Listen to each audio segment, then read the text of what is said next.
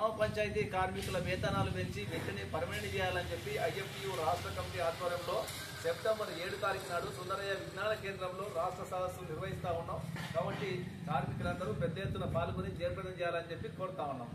ఎందుకంటే ఇవాళ రాత్రనక పగలనక చాలా కష్టపడి తన ఆరోగ్యాన్ని పనంగా పెట్టి పనిచేస్తున్నటువంటి కార్మికులకు చాలా తక్కువ వేతనాలు ఉన్నాయి. వేతనాలు పెంచాలి. అదేవిధంగా రేవంత్ రెడ్డి ఎన్నికల్లో ఈ పంచాయతీ కార్మికులను పర్మనెంట్ చేస్తా అని చెప్పి మాట ఇచ్చి ఉన్నారు. ఇప్పటికైనా అనేక సార్లు మేము కలిసి ఉన్నాం. కాబట్టి ఇప్పటికైనా వెంటనే ఈ సమస్యను పరిష్కరించాలని చెప్పి మేము విజ్ఞప్తి చేస్తా ఉన్నాం. అదేవిధంగా కాంట్రాక్ట్ అవుట్సోర్సింగ్ కార్మికులకు ఈ సుప్రీంకోర్టు 2016 నాడు సమాన పనికి సమాన వేతనం ఇవ్వాలని చెప్పి తీర్పిచ్చింది. 9 ఏళ్ళు అవుతుంది. ఈ మోడీ ప్రభుత్వం కానీ లేకపోతే ఇక్కడ ఉన్న రాష్ట్ర ప్రభుత్వాలు అమలు చేయట్లేదు. ఒక దిక్కు స్వచ్ఛ భారత్ స్వచ్ఛ తెలంగాణ అని చెప్పి దానిలో క్రియాశీలంగా ప్రజల ఆరోగ్యం కోసం క్రియాశీలంగా పనిచేస్తున్నటువంటి కార్మికులు సఫాయి కార్మికులు దేవుళ్ళు అని చెప్పి దండం పెట్టిరు.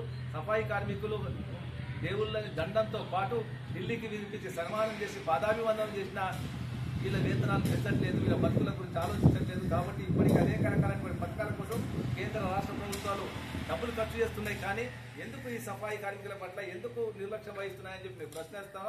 కాబట్టి ఈ కార్మికుల సమస్యలు వెంటనే పరిష్కరించాలి, లేకపోతే భవిష్యత్తులో పెద్ద ఎత్తున ఆందోళన చేస్తామని చెప్పి హెచ్చరిస్తా ఉన్నాం. ఇవాళ మోడీ సర్కార్ అయినా రేవంత్ రెడ్డి సర్కార్ అయినా ఏ ప్రభుత్వాలైనా వెంటనే ఈ కార్మికుల పక్షాన ఆలోచించి పర్మనెంట్ చేయాలని చెప్పి మేము ప్రత్యేకంగా డిమాండ్ చేస్తా ఉన్నాం. సెప్టెంబర్ 7న జరిగేటువంటి సదస్సులో పెద్ద ఎత్తున కార్మికులు పాల్గొనాలని చెప్పి మరోసారి విజ్ఞప్తి చేస్తా ఉన్నాం.